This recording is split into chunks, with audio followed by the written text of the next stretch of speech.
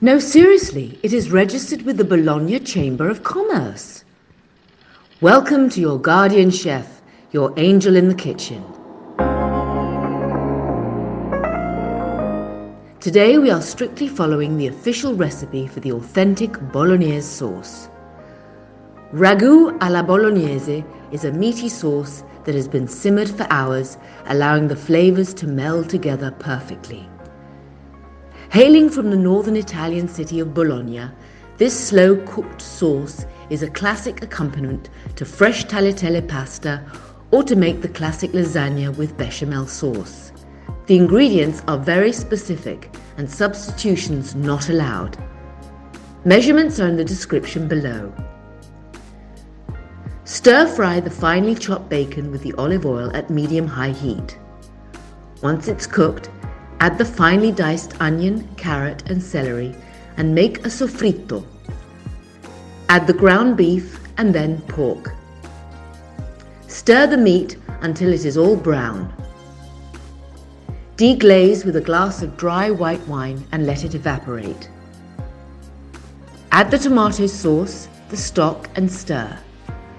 Simmer at a low heat for 3 to 4 hours, adding stock if needed. However, when I cook it for a weeknight family dinner, I use a shortcut. So help me God. In the pressure cooker, I cook it only for 35 minutes. If the sauce has too much liquid, simmer until you get a thick sauce. It will always be less than 4 hours. At the end, add the milk and stir. Bring to boil a large pan of salted water. Once the water boils, cook the fresh tagliatelle for 3 minutes. Drain the pasta, season with a few spoonfuls of Bolognese sauce and stir immediately.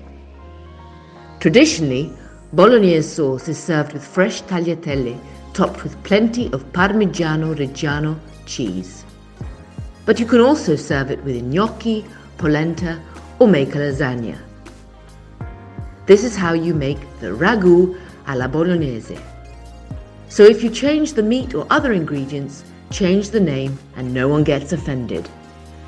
Lamb shank ragu, ragu alla napoletana, swordfish ragu. For more Italian pasta recipes, check the playlist above. And don't forget to subscribe. I hope I didn't get in trouble with the pressure cooker.